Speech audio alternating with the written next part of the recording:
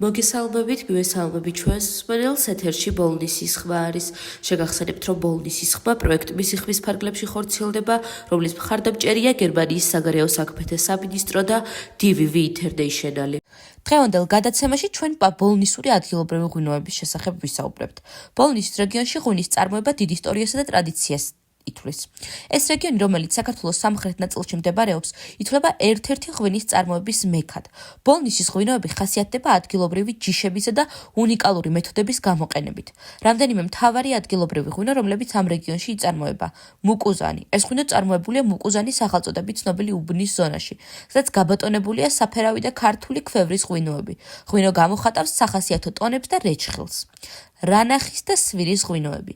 ეს ღვინოები გაშვებული ადგილობრივი ჯიშებისგან მზადდება და ხშირად გააჩნია უფრო მსუბუქი და ახალი გემოები, თეთრი და წითელი ღვინოები. ბოლნისის რეგიონში პოპულარულია როგორც თეთრი, ასევე წითელი ღვინოები, რომლებიც სხვადასხვა სასოფლო ღვინის ტრადიციულ პროცესებში მზადდება.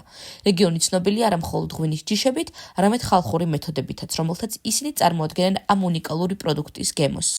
ძალიან დიდი მადლობა იმისთვის, რომ იყავით ჩემი დღევანდელი გადაცემის მსმენელი.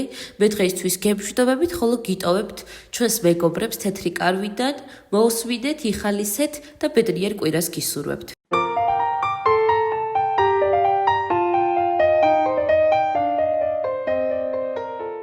მოგესალმებით, მეგობრებო. მე ვარ ნინი 37 წლის. დღეს თეთრ კარავში ქალები ისეთ თემაზე სასაუბროდ შევიკრიბეთ, რასაც სექსუალური ძალადობა ქვია. არ დაგიმალავთ და არც თუ ისე დიდი ხნის წინ პირადად მე სექსუალურ ძალადობაზე სულ სხვა წარმოდგენა მქონდა. არადა აღმოჩნდა, რომ ყველანაირი ქმედება საპირისპირო სქესისგან იქნება ეს ფიზიკური თუ სიტყვიერი, რაც ჩვენი სურვილის გარეშე ხდება, ძალადობაა და დასჯადია. თითქმის ყველა ქალს ერთხელ მაინც განუცდია ეს შეურაცხყოფელი გრძნობა, მაგრამ ამაზე ყოველთვის გრცხვენოდა და გვერიდებოდა საუბარი. მადლობა ღმერთს, ახლანდელი თაობა მეტად არის ინფორმირებული და შესაბამისად უფრო დაცულებიც არიან. მე ჩემს ისტორიას მოგიყვებით. დაახლოებით 10 წლის წინ ერთ-ერთ ძალიან ცნობილ კომპანიაში დასახელებისგან მაინც თავს შევიკავებ, სტაჟიორად ამიყვანეს და ძალიან გახარებული ვიყავი. ვოცნებობდი, რომ იქ გამეგრძელებინა მუშაობა.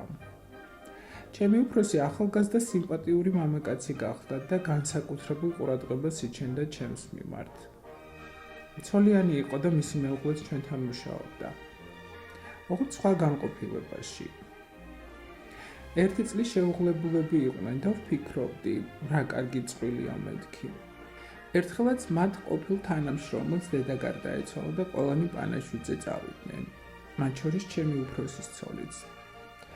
პირველად აღმოჩნდით ოთახში მარტო მე და ჩემი უფროსი, მაშინვე რაღაც უსიამოვნო წინათ გრძნობა დამეუფლა. უხერხულად ვიგრძენი თავი და მეც წასასვლელად მოვემზადე. უკვე გავდიოდი ოთახიდან, რომ მომაძახა. დამელოდე მეც მოვდივარო. ლიფტში რომ შევიდეთ, უფრო დავიძაბე. უცებ ხელები მომხვია და ბღლაძუნი დამიწყო. ისე დავიბენი, აღარ ვიცოდი როგორ მომეშორებინა. ამასობაში ლიფტიც გაჩერდა, კარი გაიყო და თავქვით მოკლეჯილი გავიქეცი. ის იყო და მას მერე იქით აღარ გამიხედავს. ჩემი ნივთების წარმოსაღებადაც კი არ მივედი. ჩემს მშობლებს უთხარი აღარ მაინტერესებს იქ სიარული თქო. პირველად ვყვები ამ ამბავს. არადა წესით უნდა მემხილებინა და მე კი არა ის ვაჟბატონი უნდა წაბრძანებულიყო. თანაც ისე რომ ცოლსაც გაეგო, როგორი ნაძირავას გვერდით ცხოვრობდა. ეს ხომ ჩვეულებრივი უსამართლობაა, რომელიც დამცირებულს და დათრგუნულს გტოვებს და მთელი ცხოვრება შეიძლება რომ დაუცველობის კომპლექსი ჩამოგიყალიბდეს. მოგესალმებით.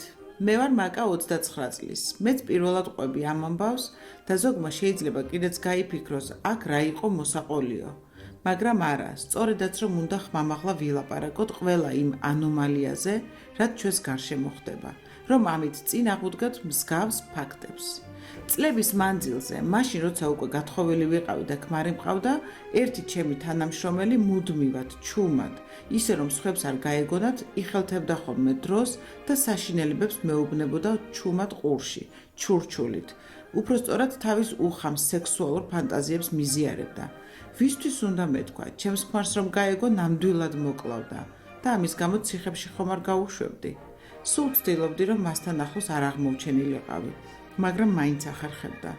ერთხელაც მორიგი სიბინძურე ჩამჩურჩულა, მე ვეღარ მოვითმინე და ისეთი ძალით გავაწანი სილა, რომ მართლა დავინახე თვალებიდან როგორ წამოსცვივდა ნაპერწკლები. ის დღე იყო და ის, მე ახლოს აღარ გამკარებია. მაგრამ მოგვიანებით შევნიშნე, რომ ჩვენს ახალ თანამშრომელს გადაეკიდა, რადგან ხედავდი ახლოს ჩაულიდა თუ არა ეს გოგო ჭარხალივით როგორ წითლდებოდა. არ ვიცი ასეთ მანიაკებს როგორ უნდა მოვექცეთ, მაგრამ ფაქტია, როცა ეცოდინებათ, რომ შეიძლება დაისაჯონ, ფრთხილად იქნებიან. მეც მოვყვები, ოღონდ ეს არ არის ჩემი ამბავი. მაშინ სულ პატარა ვიყავი და წესიერად არც კი მესმოდა რა ხდებოდა. ჩვენს იტალიურ ეზოში ცხოვრობდა ახალგაზრდა ცოლ-ქმარი და ყველა მეზობელმა იცოდა, ლოთი ქმარი ყოველღამე ფიზიკურად და სექსუალურად როგორ ძალადობდა ცოლზე. მაგრამ თვითონ ქალი ხმას არ იღებს და რა ჩვენი საქმეაო, მეზობლებიც არ ერეოდნენ. ერთ ღამესას დიდი ლეწვა მტვევის ხმა გავიგონეთ. მერე ისევ ჩაწყნარდა ყველაფერი და მეზობლებმაც მშვიდი ძილი გააგრძელეს. დილასაც რომ არავინ გამოიხედა ფანჯრიდან, მეზობლებმა შუადღემდე იცადეს. მერე კარზე დიდხანს აკაკუნეს. ბოლოს კი კარი შეამტვრიეს და შევიდნენ. ოთახში საწოლზე უგონოდ ეგდო თავგახეთქილი შიშველი კაცი და სისხლში ცურავდა. ბეწვზე მიუსწრეს და გადაარჩინეს. ცოლი კი იქ არ დახვდათ. რა დროს გაიქცა სახლიდან არავინ იცოდა. დიდხანს ეძებეს ქალი, მაგრამ მის კვალს ვერსად მიაგნეს. როცა მისი მშობლებიც მოვიდნენ, აღმოჩნდა, რომ არაფერი იცოდნენ იმ ძალადობაზე, რასაც მათი ქალიშვილი 2 წელი უძლებდა. ის კი არა ეგონათ, რომ ძალიან ბედნიერი იყო, რადგან სიყვარულით გათხოვდა და არასოდეს ქმარზე საყვედური არ დასცდენია. მერე კი მოგვიანებით ისიც გავიგეთ, რომ ის ქალი დაუჭერიათ და ციხეშიც მჯდარა. კაცი მაშინ კი გადარჩა, მაგრამ მაინც მალე გარდაიცვალა. მიუხედავად იმისა, რომ პატარა ვიყავი, ამ ამბავმა ძალიან იმოქმედა ჩემზე და მას მერე სადმე პატარა ძალადობის მოწმე თუ გავხდებოდი, მაშინვე პოლიციას ვიძახებდი. თქვენც ყველას მოგიწოდებთ, რომ არასოდეს დახუჭოთ თვალი უსამართლობაზე და აუცილებლად მოახდინეთ რეაგირება. ახლა კი უკვე მანიშნებენ, რომ ჩემი დრო ამოიწურა. კიდევ ერთი კვირით დაგემშვიდობებით. მომავალ შეხვედრამდე, მეგობრებო.